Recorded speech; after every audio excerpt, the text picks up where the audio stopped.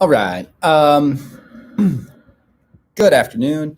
I wanted to do a little bit of a recap, sort of line some things out and make some things clear in John 3 and 4, and use that as a way to set the stage for what we're going to end up talking about in John chapter 8. Okay. And so this will be relatively short, but it'll accomplish the task. And it'll especially be good for those of you that missed class today as a way to get a kind of recap on what we're talking about with John 3 and John 4.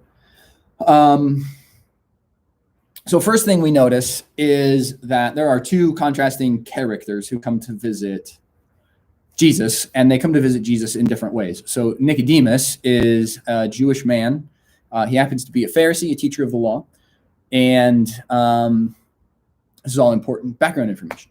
He comes to Jesus intentionally, but he comes to Jesus at night. And that is a really critical play on what is going on in this idea of darkness and light in the Gospel of John. So if we remember from chapter 1, in John chapter 1,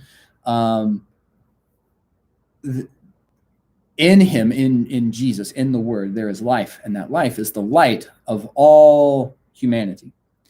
And that light, Jesus, shines in the darkness, and the darkness does not overcome it. And so here what we get in John chapter 3 is a religious leader coming to Jesus and coming to him in the cover of darkness. And there's a play on this. Physically and metaphorically, Nicodemus is in the dark. He doesn't understand and doesn't believe Jesus. Now, he's trying to, but he's not there yet. And so his physical circumstance is reflective of his spiritual condition.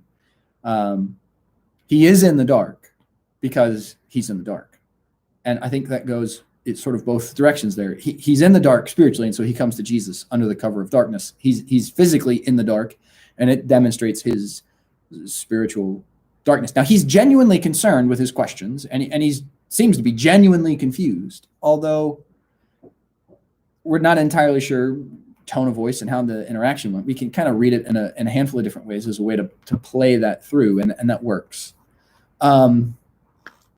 But the basic gist is this. He's confused by what Jesus has to say, and Jesus responds to him in some really sharp and really critical ways. Jesus says to him, "You're a teacher in Israel and you don't understand this?" That comment sounds really snarky, and it's caustic and it's cutting, and it's a really piercing remark. I think that's intentional. That seems to be a pattern for Jesus with the religious leaders in the Gospel of John. Jesus is rather critical and harsh and very sharp with them.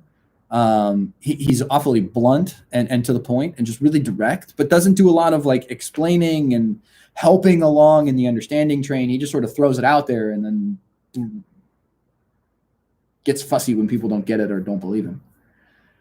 And that's John 3. In John 4, however, we see a woman, a Samaritan woman, who's not intending to meet Jesus. Nicodemus was. Meet Jesus at the well in Samaria, which happens to be Jacob's well. And here there's a handful of things sort of overlaying and interlocking into this story. One, we have a significant history with Jacob and this particular well. We have a significant history with Jacob and his father Isaac and wells in general. Both Isaac and Jacob meet their brides at wells. Isaac's bride is met at a well and then brought to Isaac. Jacob meets his bride at a well. Moses will also meet his bride at a well. And so there's a history of Israelite men meeting their wives at wells.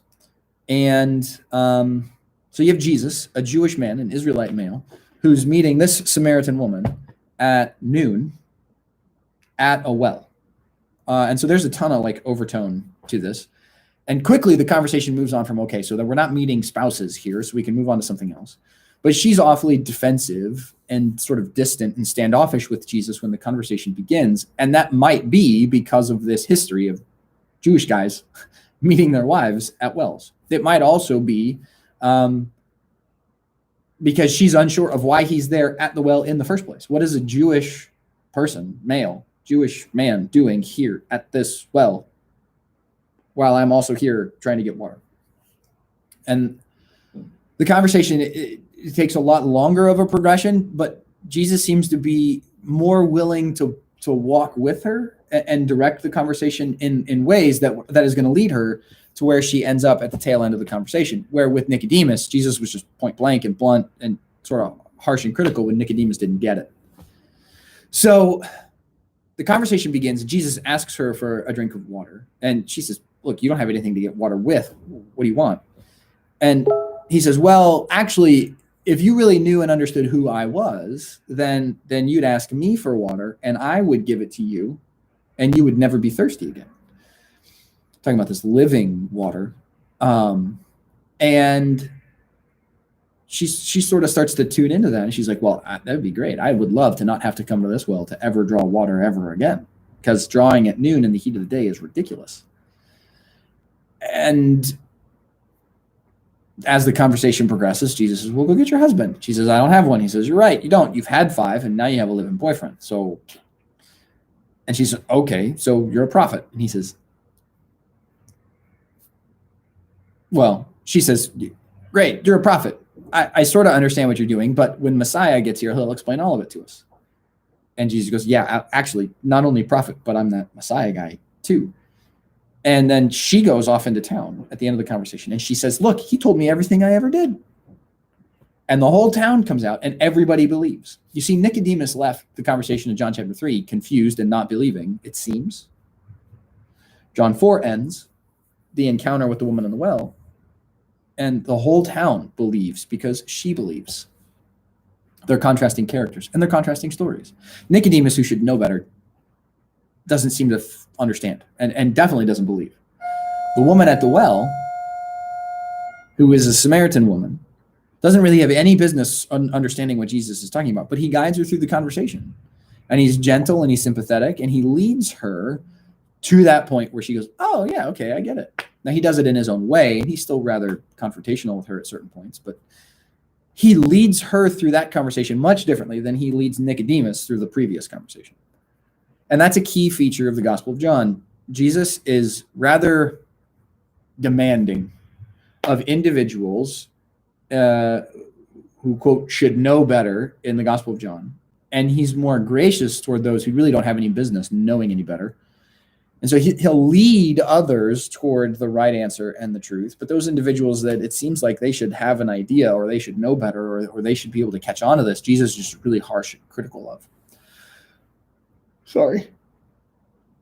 Oh. Okay, so what we're going to end up doing is taking this paradigm from John 3 and John 4 and looking at John chapter 8 and the interactions that Jesus has in John 8, because they have a lot of parallels here. So that's where we're sort of headed with this. I told you this would be rather short and to the point. But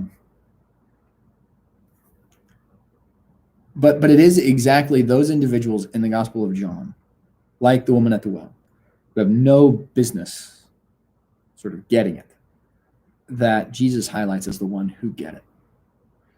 Or that John highlights as the ones who get it. Jesus' interaction with them is more like the Jesus we expect. He's kind, he's gracious, he's gentle. His interaction with the religious leaders is a little bit less of the Jesus we would expect. And it's a little bit more of a Jesus that is very piercing and very harsh, very blunt with his remarks. And we're going to see that, definitely see that play out in John 8 and in John 9 as the story sort of progresses here. So that's where we're headed. I hope this helps with John 3 and 4. Okay. And talk again on Wednesday.